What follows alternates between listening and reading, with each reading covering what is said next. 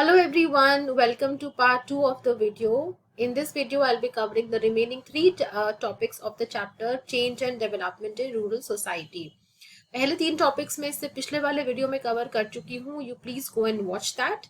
And without any further delay, let's start with the chapter now. So the three topics which I'll be covering in this video are transformations in rural society after independence, कि हमारी rural society में जो है independence के बाद क्या क्या changes आए. How does the circulation of labour happen, labour की जो सर्कुलेशन है, जो मूवमेंट है, वो कैसे होती है. And globalisation, liberalisation and rural society, मतलब ग्लोबलाइजेशन और लिबरलाइजेशन का क्या इफेक्ट हुआ हमारी रूरल सोसाइटी के ऊपर. तो इन तीन टॉपिक्स को डिटेल में कवर करेंगे. Let us start with the first topic, transformations in rural society after independence. देखो, इंडिपेंडेंस के बाद क्या हुआ. As we discussed in the last video, कुछ ऐसे एरियाज थे जहां ग्रीन रेवोल्यूशन हुआ, लेकिन बहुत सारे ऐसे एरियाज थे जहां ग्रीन रेवोल्यूशन नहीं हो पाया. So in the areas that underwent green revolution, transformations in the nature of social relations took place. Social relations किसके बीच में, जो लेबरर्स थे और जो उनके लैंडलॉर्ड्स थे, उनके बीच के जो सोशल रिलेशंस थे, उनके बीच में काफी सारे चेंजेस आए ग्रीन रेवोल्यूशन के आने के बाद. क्या क्या चेंजेस आए और कैसे आए उसको अब देखते हैं. See what happened is, agricultural labour जो था वो बहुत ज्यादा अब्यूज होने लगा था, क्योंकि जो कल्टीवेशन थी it became more intensive. This also we had discussed in the last lecture. क्योंकि ज्यादा लेबर अब चाहिए था, जो भी क्रॉपिंग पैटर्न था इट वाज वेरी इंटेंसिव, तो बहुत सारे लेबर्स की रिक्वायरमेंट होती थी. कैपिटल और लेबर दोनों की ही रिक्वायरमेंट अब बढ़ गई थी ग्रीन रेवोल्यूशन की वजह से. पेमेंट जो थी वो पहले ग्रेन में होती थी, लेकिन अब कैश में होने लगी. जो ट्रेडिशनल बॉन्ड्स थे बिटवीन, जो हेरिडिटरी रिलेशनशिप्स थी बिटवीन द फार्मर्स और the land owners and the agricultural workers, जो बॉन्डेड लेबर था, तो फार्मर्स के बीच में और एग्रीकल्चरल वर्कर्स के बीच में जो भी ट्रेडिशनल बॉन्ड्स थे अब वो लूजन अप हो गए. ठीक है. फ्री वेज लेबरर्स का राइज हुआ. What are free wage labourers? what happens in free wage laboring is that here laborer is free to sell his or her labor to the highest bidder. तो जिसको जितनी बड़ी जिसकी बोली लगाई जाएगी उसको वो अपना लेबर जो है सेल कर सकता है. He is free to charge according to the labour he is providing. तो ये सारे चेंजेस आए. इसके बाद जो लैंडलॉर्ड्स थे which were usually the dominant caste people, और जो एग्रीकल्चर वर्कर्स थे जो कि लो कास्ट होते थे, ये जो रिलेशनशिप थी ये भी चेंज हो गई. ये जो था चेंज, इसको डिस्क्राइब किया गया बाय सोशियोलॉजिस्ट जैन ब्रीमन ने. And he says that there was a shift from patronage to exploitation. पहले ये जो डोमिनेंट कास्ट लैंडलॉर्ड्स होते थे, they used to act as patrons. Patrons मतलब इनके, आप कह सकते हैं इनके माई बाप के रूप में ये लोग पेश आते थे. They would protect them, they would provide for them. लेकिन ग्रीन रेवोल्यूशन के आने के बाद ये सेम लैंडलॉर्ड्स जो है अब इन्होंने एक्सप्लॉइट करना शुरू कर दिया एग्रीकल्चरल वर्कर्स को. तो शिफ्ट हुआ रिलेशनशिप का from patronage to exploitation. Okay. और ये जो एक्सप्लॉइटेशन था ये कहाँ ज्यादा हुआ? It occurred primarily in regions where agriculture was becoming more and more commercialised. Right. Commercialisation का मतलब क्या होता है कि अब जो है क्रॉप्स उगाए जाते थे for sale in the market. पहले जो अपने कंजम्पशन के लिए उगाए जाते थे अब उनको सेल के लिए उगाया जाने लगा. जितना ज्यादा लेबर जो था वो एम्प्लॉय हुआ, उतना ही ज्यादा उनका एक्सप्लॉयटेशन भी बढ़ गया. This transformation of relations is regarded by some as indication of shift towards capitalist agriculture. तो अब जो एग्रीकल्चर था वो कैपिटलिस्ट मोड की तरफ जाने लगा, जहां जहां क्या होता है, there is a separation of workers from the means of production. means of production क्या है? लैंड. तो वर्कर्स जो थे अपनी लैंड से अब सेपरेट हो गए. उनका इस्तेमाल सिर्फ और सिर्फ जो है कल्टीवेशन के लिए किया जाने लगा. कोई रिलेशनशिप उनके बीच में और लैंड के बीच में नहीं रहा. And also there was a rise of free wage labour. ये हम डिस्कस अभी कर चुके हैं. कल्टीवेशन थी वो कमर्शियलाइज हो गई. जो रूरल एरियाज थे they were getting integrated with the wider economy.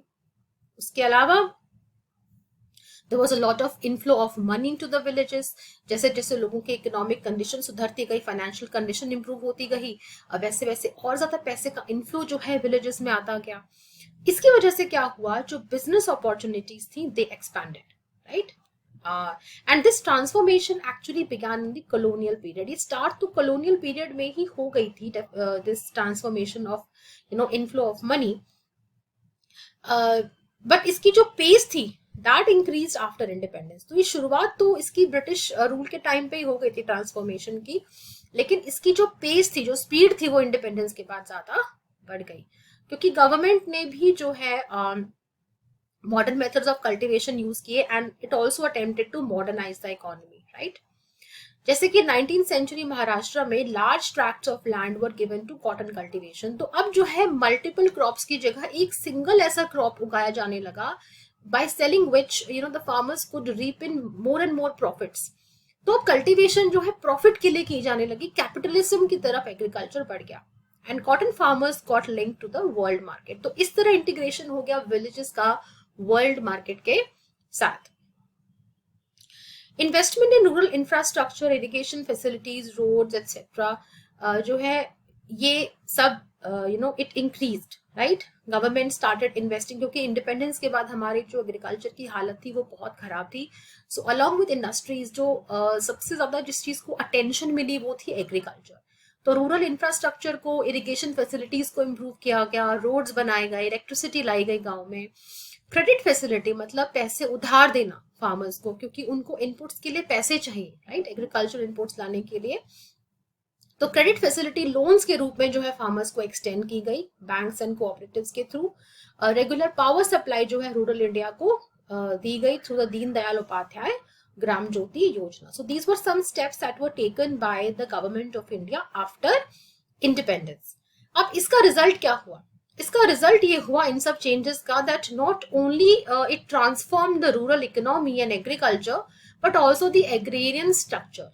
तो इन सारे चेंजेस ने जो है इकोनॉमी को तो चेंज किया ही रूरल सोसाइटी की, लेकिन उसके स्ट्रक्चर को, जो एग्रेरियन स्ट्रक्चर है उसको भी, और सोसाइटी के स्ट्रक्चर को भी पूरी तरह चेंज कर दिया। Now let us see how it did that. सबसे पहले बात करें तो जो वेल टू डू फार्मर्स थे they belong to the dominant caste. इन्होंने क्या किया, जो जो इनके प्रॉफिट्स आने शुरू हुए, इन्होंने इन प्रॉफिट्स को इन्वेस्ट किया एग्रीकल्चर से बाकी बिजनेस वेंचर्स में, राइट, जो बड़े बड़े लैंडलॉर्ड्स थे। इससे क्या हुआ, इनके मनी की डाइवर्सिफिकेशन हो गई। पहले लोग सिर्फ एग्रीकल्चर पे ध्यान देते थे, now they started investing in other ventures also. तो इससे क्या हुआ, एक न्यू एंटरप्रेन्योरियल ग्रुप का जो है राइज हुआ, बहुत सारे लोग बिजनेसमैन बन गए and then they moved out of the rural areas into towns. और जब ये मूवमेंट हुई तो जब ये लोग टाउन्स में गए, because they had a lot of money, they formed what we call the regional elites. मतलब उस एरिया के जो एलिट लोग थे उनमें इनकी काउंटिंग होने लगी। They were economically and politically dominant. So this is how the class structure changed in the rural society because of all these changes that I have just talked about. दूसरा सबसे बड़ा change क्या आया कि जो higher education थी उसका spread हुआ, लोगों के पास अब पैसे आने शुरू हो गए, there was a flow of money. तो लोगों ने अब अपने बच्चों को जो है बेहतर स्कूलों में पढ़ाना शुरू कर दिया, प्राइवेट प्रोफेशनल कॉलेजेस में उनको भेजना शुरू कर दिया, rural and semi urban areas में। इससे क्या हुआ, नाउ द रूरल एलिट्स, जो अभी क्लास फॉर्म हुई थी बिजनेस के थ्रू, now they could educate their children very well, right. अब जब बच्चों को एजुकेशन मिलेगी तो what would they do, they would join the white collar jobs, जो प्रेस्टिजियस जॉब्स होते हैं, या फिर वो बिजनेसेस को ज्वाइन करेंगे। And because of this it added to the expansion of the urban middle class. तो देख रहे हैं आप कि किस तरह से रूरल सोसाइटी के क्लास स्ट्रक्चर में चेंजेस की वजह से अर्बन मिडिल क्लास की फॉर्मेशन होती है, क्योंकि यही लोग आगे जाके अर्बन मिडिल क्लास की फॉर्मेशन करने वाले हैं।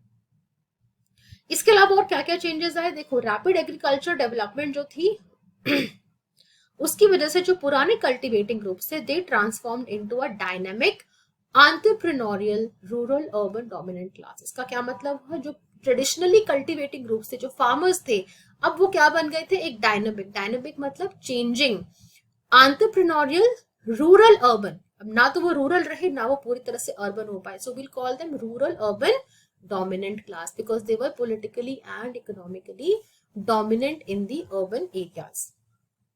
और रूरल सोसाइटी में तो पहले से वो डोमिनेंट थे। So this is the class that was formed.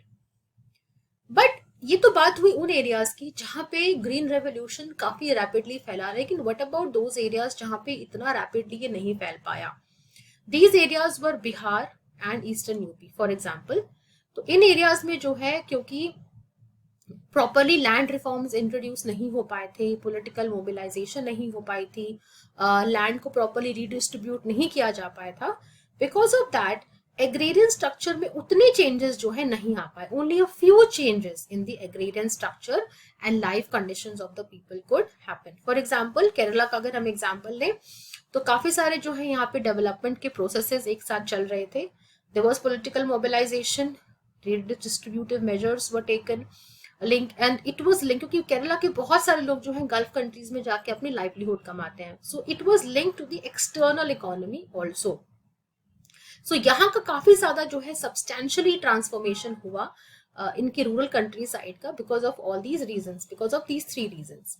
तो रूरल जो है एग्रेरियन इकोनॉमी से ये बन गई एक रूरल मिक्स्ड इकोनॉमी, जहां पे एग्रीकल्चर के साथ साथ आपको बाकी जगह से भी इनकम आनी इनको शुरू हो गई. Agriculture, retail sales and services, ठीक है, चीजों की सेल करके और सर्विसेज के थ्रू भी they were earning, right. And the families were dependent on foreign remittances, मतलब इनके फैमिली मेंबर्स जो भी बाहर से इनको मनी भेजते थे, they were dependent on that also. So Kerala transformed from an agrarian economy to a mixed economy. Coming on to the next topic now, which is circulation of labor. See, इसको समझने के लिए we'll have to understand a few things beforehand. The first thing that happened as a result of green revolution is commercialization of labor. ठीक है, बहुत ज्यादा intensive रूप से लेबर को यूज किया जाने लगा, जिसकी वजह से जो है लेबर अब कमर्शियलाइज हो गया एग्रीकल्चर के साथ साथ. इसका क्या मतलब है, जो माइग्रेंट एग्रीकल्चर लेबर है उसकी अब बहुत ज्यादा ग्रोथ हो गई. लोग जो है अपने रूरल एरियाज से, जो पोरर एरियाज थे, वहां से रिच एरियाज में जाके अपना लेबर अब सेल करने लगे. तो ट्रेडिशनल बॉन्ड्स थे पेट्रोनेज के between the landlords and the workers, और the labourers and the landlords, और लेबरर्स और tenants and the landlords, they were now broken down. This we have already talked about. और जो सीजनल डिमांड थी agriculture की, वो बढ़ गई in the green revolution areas, right. तो because of the traditional breakage of bonds, अब वो जो बॉन्ड्स थे पेट्रोनेज के वो रही नहीं. They were being exploited by their own landlords. Plus season के साथ साथ जब भी क्रॉपिंग का सीजन आता था, कल्टीवेशन का सीजन आता था, तो इन लेबरर्स की बहुत ज्यादा डिमांड जो थी ग्रीन रेवोल्यूशन एरियाज में बढ़ जाती थी. तो इसकी वजह से ये लोग क्या करते थे, सीजनली दे वुड माइग्रेट, मतलब कल्टीवेशन सीजन में, हार्वेस्टिंग सीजन में they would migrate. Thousands of workers, they would leave their home villages and they would go to the more prosperous areas, जहां पे लेबर की डिमांड काफी ज्यादा थी और जहां पे वेजेस भी इनके होम टाउन से, होम विलेज से बहुत बेटर थी. So this is how the circulation of labor happened. जब सीजन ऑफ होता था, they would come back to their home village. फिर जैसे ही सीजन आता था, they would go to these prosperous areas. इसके अलावा एक और रीजन था माइग्रेशन का, and that was the increasing inequalities in rural areas. तो रूरल एरियाज में क्या हुआ कि बहुत सारे जो मेन थे, they would migrate in search of work, right. तो एक ही हाउस होल्ड को अपना जो है जीवन यापन करने के लिए बहुत सारी ऑक्यूपेशंस उनको कैरी आउट करनी पड़ती थी अपने आप को सस्टेन करने के लिए. How this would happen, main would migrate in search of work periodically. जब जब उन्हें काम मिलता था, वो अपना घर छोड़ के बाहर जाते थे दूसरे स्टेट्स में काम करने, दूसरे एरियाज में, क्योंकि उनको बेटर वेजेस चाहिए थी. और पीछे कौन रह जाता था, women, children and the elderly, they were left behind. इससे क्या हुआ, जो ड्रॉट प्रोन, जो लेस प्रोडक्टिव जो रीजन्स थे जहां पे ग्रीन रेवोल्यूशन नहीं आया था, यहाँ पे जो है migrants, they would go from here, they would leave these places, और बाकी पूरा जो साल था they would work for a part of the year in farms in Punjab, Haryana, जहां ग्रीन रेवोल्यूशन आया था, या फिर they would work in the brick kilns of UP, जहां जो है ईंटें बनाई जाती हैं. इधर they would go to construction sites in Delhi या बैंगलोर. तो साल के कुछ महीने ये लोग यहाँ काम करने जाते थे, क्योंकि इनके जो होम विलेजेस थे वहां पे ड्रॉट या फिर प्रोडक्टिविटी थी ही नहीं. जॉन ब्रीमन ने इस टर्म को इसको बोला है फुटलूज लेबर. फुटलूज मतलब जो फ्री है मूव करने के लिए, बट इसका ये मतलब नहीं कि इनके पास फ्रीडम था, क्योंकि जो लैंडलेस वर्कर्स थे इनके पास ज्यादा राइट्स होते नहीं थे. इनको इनफैक्ट इनकी मिनिमम वेजेस भी पे नहीं की जाती थी. So the term footloose doesn't equate to a freedom. वही जो वेल्दी फार्मर्स थे वो क्या करते थे, they would employ migrant workers. वो क्या करते थे कि अपने लोकल लेबरर्स को ना एम्प्लॉय करके जो माइग्रेंट वर्कर्स थे उनको अपने फार्म्स पे एम्प्लॉय करते थे. किसके लिए, हार्वेस्टिंग के लिए, जहाँ पे बहुत ज्यादा लेबर चाहिए. फसल जब एक बार पक जाती है, फसल तैयार हो जाती है, उसको काटने के लिए, हार्वेस्ट करने के लिए उनको वो क्या करते थे, माइग्रेंट वर्कर्स को यूज करते थे, लोकल वर्किंग क्लास को यूज नहीं करते थे। इसके पीछे बहुत बड़ा रीजन था, क्योंकि माइग्रेंट वर्कर्स जो थे उनको इजिली एक्सप्लॉइट किया जा सकता था, ना तो उनको प्रॉपर वेजेस दी जाती थी, because they had no choice, वो अपना घर छोड़ के आ चुके हैं, अब आप उनको कुछ भी वेजेस दोगे they have to settle for it. लेकिन अगर आपने लोकल जो है फार्मर्स को हायर किया तो आपको प्रॉपर उनको वेजेस देनी पड़ेंगी। सो वेल्दी फार्मर्स ने क्या किया, लोकल फार्मर्स को ना काम देके इन माइग्रेंट फार्मर्स को काम देना शुरू किया, they prefer them. And because of this preference जो लोकल लैंडलेस लेबरर्स थे they had to move out of their home villages. अब जो उस एरिया के लेबरर्स है वो कहाँ जाएंगे, they would also have to move out in search of work during the peak agricultural seasons. And migrant workers are brought from other areas to work on the farm. तो दूसरे areas के labourers उनके आते थे और वो जो है बेचारे खुद अपने विलेज को छोड़ के बाहर काम की तलाश में जाते थे। And this pattern was found in sugar cane growing areas, right? तो इस माइग्रेशन और जॉब सिक्योरिटी के लैक से, मतलब आप इसको जॉब इनसिक्योरिटी भी कहते हैं, इन दोनों रीजंस की वजह से जो है जो वर्किंग और लिविंग कंडीशंस थी पुअर फार्मर्स की, पुअर टेनेंट्स की, वो और भी ज्यादा खराब हो गई। अब इसके इफेक्ट्स देख लेते हैं कि जो सर्कुलेशन हुई लेबर की, इसका क्या था इफेक्ट आया। सबसे पहले तो जो सप्लाइंग रीजन है, देखो सप्लाइंग रीजन वो रीजन थे जहां से लेबरर्स जाते थे, ओके। जो होम टाउन, जो होम विलेज जहां से लेबरर छोड़ के जाता है किसी दूसरे एडजॉइनिंग स्टेट में काम करने, उसे हम कहते हैं सप्लाइंग रीजन। ये पुअर एरियाज होते थे। Males would spend much of the year working outside, कि उनको बेचारों को अपना घर चलाने के लिए काम करना पड़ता था। तो अब क्या हुआ कि इनके होम टाउन में कल्टीवेशन कौन करेगा, जो ये जमीन पीछे छोड़ के आए उसे कौन कल्टीवेट करेगा, एल्डरली तो करेंगे नहीं, बच्चे तो करेंगे नहीं। So this cultivation now became a primarily a female task. तो जो घर की फीमेल्स थी they had now taken up the task of cultivating the land. और इससे एक नया फिनोमिना सामने आया which was feminisation of the agriculture labour force. तो अब क्योंकि घर की मेल्स तो है नहीं, वो दूसरे स्टेट्स में गए हुए हैं, जो घर की फीमेल्स हैं they had taken over agriculture cultivation, और इसी को हमने नाम दिया है feminisation of the agriculture labour force. तो बहुत ज्यादा इनकी तो और भी ज्यादा एक्सप्लॉयटेशन होती थी, क्योंकि दे faced even higher insecurity as compared to men, क्योंकि they would get even lesser wages for similar work than men, and they would toil as landless laborers। तो इनकी तो बहुत ज्यादा एक्सप्लॉयटेशन की जाती थी। एंड स्टिल इतना काम करने के बाद भी after doing so much they were still excluded from land ownership. इनको लैंड नहीं दी जाती थी, क्योंकि हमारी जो पेट्रीलिनियल किनशिप है, पेट्रीलिनियल किनशिप का मतलब है कि फादर के बाद जो है बेटे को उसकी जमीन मिलती है, ना कि उसकी बेटी को, डॉटर को, या फिर किसी और को। So because of this even after they toiled so hard on the land they were excluded from the land ownership system. Now, the last topic which is left from this chapter is globalization, liberalization and rural society. इन दोनों phenomena का क्या effect पड़ा हमारी rural society पे, that is what we are going to discuss. See, जो policy थी liberalization की, that was taken up in the late 1980s. इसमें क्या हुआ कि इंडिया जो था it had to participate in the World Trade Organization. इसका मतलब जो था वो ये था कि अब पूरे जो वर्ल्ड है उसमें फ्री इंटरनेशनल ट्रेडिंग सिस्टम में इंडिया को पार्टिसिपेट करना पड़ेगा। मतलब कि इंडियन मार्केट्स जो थी, जो अभी तक सिर्फ क्लोज थी, now it was open to the entire world, it was now open to imports, right. पहले जो था स्टेट का support, as I told you, independence के बाद बहुत ज्यादा फोकस किया गया था एग्रीकल्चर पे, तो स्टेट का काफी ज्यादा सपोर्ट था, प्रोटेक्शन था मार्केट्स को। लेकिन लिबरलाइजेशन के बाद क्या हुआ कि Indian farmers were now expose to competition from the global market. तो ग्लोबल मार्केट के जो इंपोर्ट्स थे उनसे उनको कंपटीशन फेस करना पड़ा। आपने देखा होगा when you go out for shopping you would see imported fruits, groceries, ये पहले नहीं थे इंडिया में, राइट। लिबरलाइजेशन के बाद ही they were seen on the shelves. Now India ने जो था पहले when it became self reliant in food grains, उसने व्हीट का इंपोर्ट करना बंद कर दिया था। लेकिन लिबरलाइजेशन के बाद फिर से India started importing wheat. This was a controversial decision, क्योंकि it reverses the earlier policy of self reliance in food grains. India जो पहले अपने फूड ग्रेन्स को इंपोर्ट कर रहा था, फूड ग्रेन्स को इंपोर्ट नहीं कर रहा था, वो डिसीजन अब चेंज कर दिया गया। तो it brought back the memories of dependency on American food grains. जो पहले वाली मेमोरीज थी वही वापस जो है आ गई। एंड जो जस्ट आफ्टर इंडिपेंडेंस वाली जो मेमोरीज थी इस डिसीजन के बाद वो वापस फिर से आ गई। ये तो बात हुई लिबरलाइजेशन की। अब देखो ग्लोबलाइजेशन ऑफ एग्रीकल्चर के, अब इस वजह से जो है ग्लोबलाइजेशन हो गया एग्रीकल्चर का, राइट। इसका डायरेक्ट इफेक्ट क्योंकि ग्लोबलाइजेशन का मतलब क्या है, एग्रीकल्चर जो है now it has been incorporated into the larger global market. अब जो इंडियन एग्रीकल्चर है वो इंडिया तक सीमित नहीं रहा, उसके गांव तक सीमित नहीं रहा, now it was taken to the global market. It had a direct bearing on the farmers and the rural society. इस ग्लोबलाइजेशन का बहुत बड़ा इफेक्ट फार्मर्स पे और रूरल सोसाइटी पे पड़ा। फॉर एग्जाम्पल, पंजाब और कर्नाटका के जो फार्मर्स थे they entered into a contract with the MNCs. एक एग्जांपल जैसे हम ले लें, मान लो पेप्सिको का, वही कंपनी जो लेज बनाती है, लेज चिप्स बनाती है।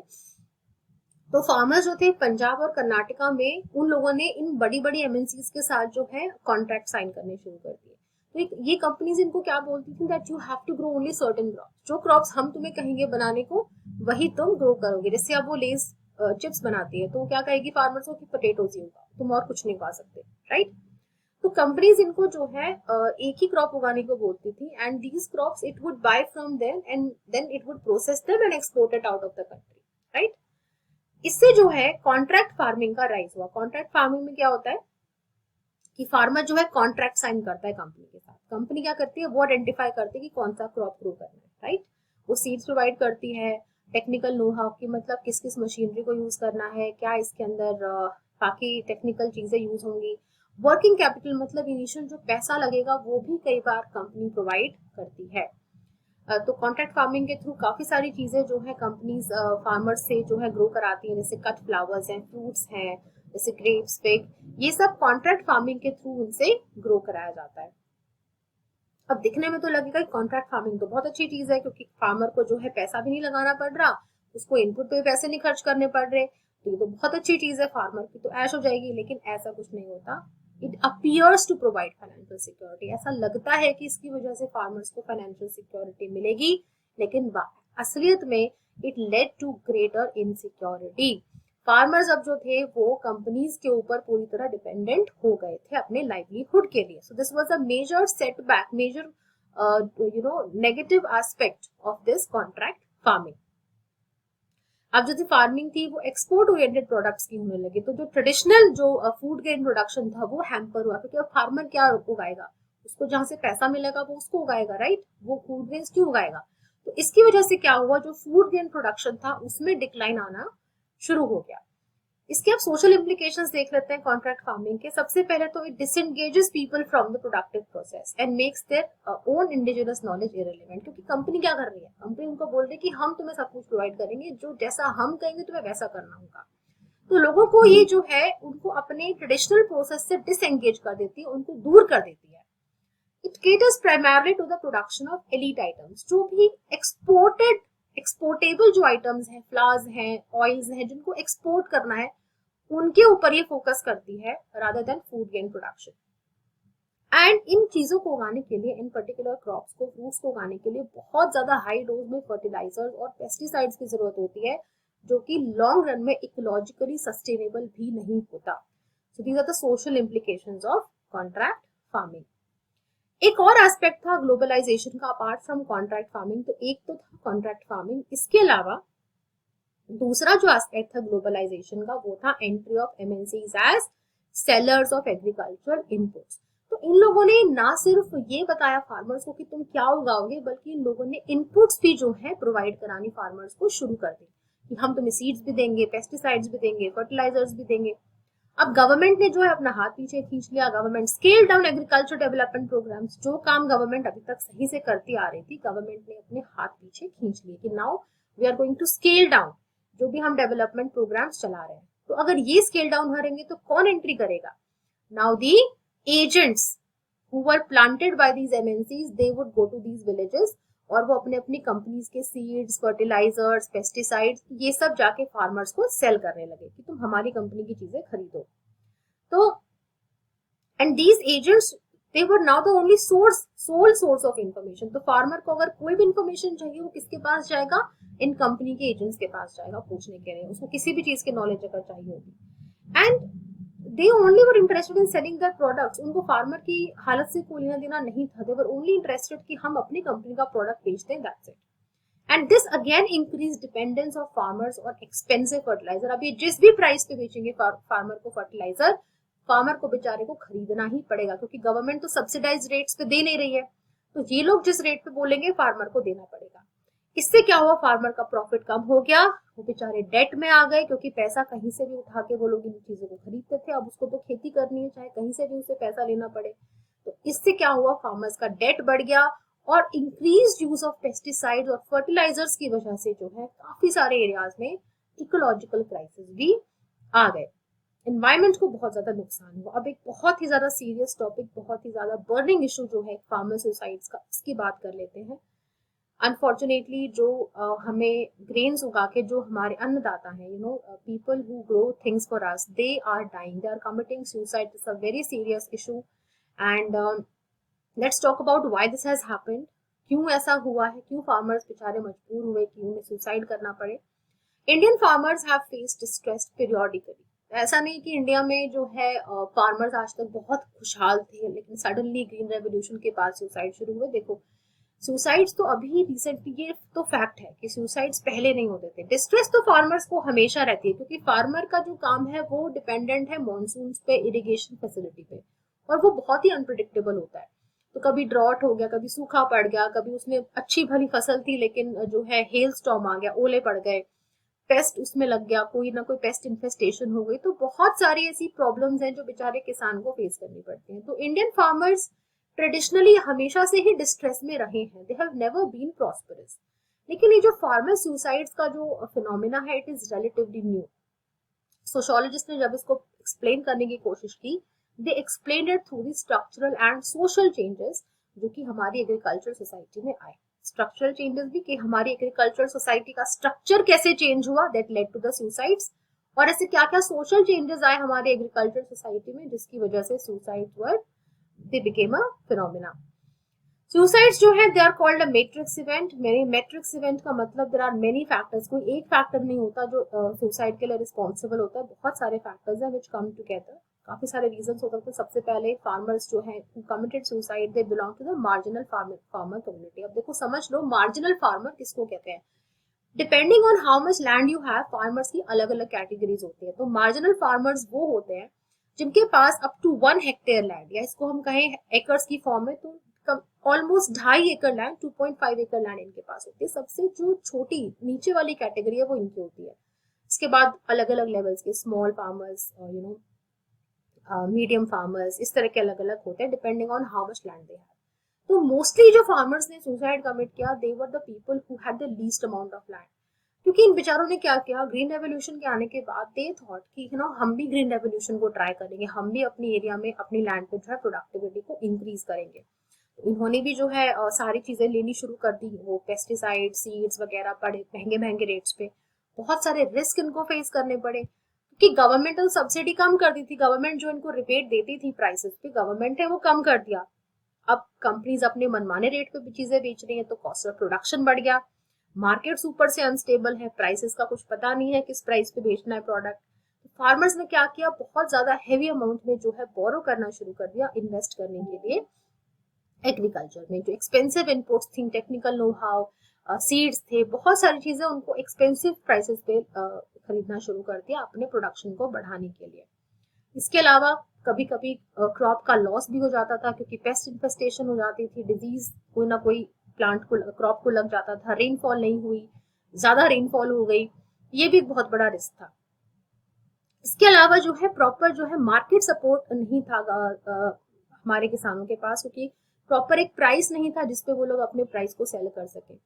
इसके अलावा ये जो डेट था, जो इतना इन्होंने डेट ले लिया था अपने क्रॉप को उगाने के लिए, they were unable to bear it, and इसी बर्डन के चलते अपनी फैमिलीज को सस्टेन न कर पाने की वजह से दे कमिटेड सुसाइड, क्योंकि इनके अलावा और कोई इनके पास ऑप्शन था नहीं। एंड इस डिस्ट्रेस को और ज्यादा कंपाउंड कर दिया, बढ़ा दिया चेंजिंग कल्चर ने। देखो पहले गांव के लोग बहुत सीधे साधे तरीके से रहते थे, उनकी शादियां हो गई, बच्चों की पढ़ाई होगी, बहुत बेसिक लेवल पे होती थी।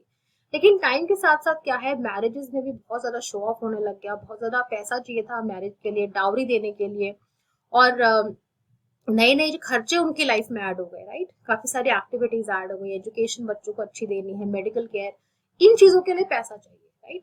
और पैसा इसके लिए उन्होंने लोन्स लिए and which they were not able to pay off. तो इसी की बात करता है बॉक्स 4.3, इंपॉर्टेंट बॉक्स है, इसे कर लेना अच्छे से। It talks about the increasing farmer suicide since 1997 to 98 due to agrarian distress. ये दो चीजों की वजह से हुआ. Number one, structural changes in agriculture, और दूसरा changes in the economic and agriculture policies. तो एग्रीकल्चर का स्ट्रक्चर चेंज हो गया और जो पॉलिसीज थी एग्रीकल्चर की वो भी चेंज हुई. Mainly these were the two reasons for farmer suicides. अभी रीजंस क्या क्या है? लैंड होल्डिंग के पैटर्न चेंज हो गए, क्रॉपिंग पैटर्न चेंज हो गए.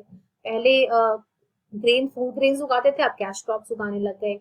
लिबरलाइजेशन पॉलिसी ने क्या किया? इंडियन एग्रीकल्चर को जो है बाहर की फोर्सेस से एक्सपोज कर दिया, वहां से टफ कंपटीशन आ रहा है. हाई कॉस्ट इनपुट से जो आप डिपेंडेंट हो गए, आपके पास कोई ऑप्शन ही नहीं है, आपको वो महंगा फर्टिलाइजर खरीदना ही खरीदना पड़ेगा. इसके अलावा स्टेट ने जो था अपना सपोर्ट वापस खींच लिया. जो स्टेट पहले सब्सिडीज देता था वो अब नहीं, उन्होंने देनी बंद कर दी. मल्टीनेशनल कंपनीज जो थी अपने सीड्स और फर्टिलाइजर्स वो लोग बेच रहे थे मनमाने प्राइसेस पे. स्टेट सपोर्ट डिक्लाइन हुआ. इसके अलावा जो है इंडिविजुअलाइजेशन हो गई एग्रीकल्चरल ऑपरेशंस की. 2001 to 2006 जो almost 8,900 farmers committed suicides in areas like Andhra Pradesh, Karnataka, Kerala and Maharashtra. Very unfortunate but true. अब जो सिग्निफिकेंट क्राइसिस है रूरल एरियाज में जिसकी वजह से ये फार्मर सुसाइड्स हुए, वो क्या क्या ऐसे चेंजेस है, लेट्स टॉक अबाउट दोस. कि स्ट्रक्चर में ऐसे क्या क्या चेंजेस है. सबसे पहले एग्रीकल्चर इज बिकमिंग अनटेनेबल, मतलब मेंटेन नहीं कर पा रहे हैं एग्रीकल्चर को लोग. उससे इतनी इनकम ही नहीं होती कि वो लोग अपने परिवार का पालन पोषण कर सके. स्टेट ने अपना सपोर्ट हटा लिया है और एग्रीकल्चरल इश्यूज पे अब कोई ध्यान देता ही नहीं. It is no longer considered a public issue. Lack of mobilisation है. फार्मर्स जो है अब अपने प्रेशर ग्रुप्स फॉर्म नहीं कर पा रहे जिससे गवर्नमेंट पे स्टेट पे प्रेशर बनाया जा सके. और फार्मर सुसाइड्स जो है डेथ की वजह से और नेचुरल डिजास्टर्स की वजह से भी हो रहे हैं. गवर्नमेंट जो स्कीम्स हैं उनके कुछ नाम दिए हुए हैं: प्रधानमंत्री फसल बीमा योजना, ग्राम उदय से भारत उदय, नेशनल रूरल अर्बन मिशन, जिससे कि quality of life of rural India उनको दी जा सके. सो आई होप इस चैप्टर का फटाफट रिविजन हो गया होगा आप लोगों का. That's all that I had to teach in this video. इसके अलावा इसके बाद जो वीडियो मैं बनाने वाली हूँ that would contain all the previous year important questions. उसको भी जरूर देखना. आई होप आप सबका रिविजन अच्छे से चल रहा होगा. कोई भी डाउट्स हो तो प्लीज कमेंट कर देना. Please subscribe to the channel. If you are new to my channel, please subscribe to it क्योंकि you are watching the videos but not subscribing. So please subscribe to it. Share this video. जिसको भी आप लगे उसकी help हो सकती है. And let me know कि और क्या क्या टॉपिक्स पे वीडियोस आप लोगों को चाहिए. This is Gitanjali signing off for this time. See you in my next video. Bye.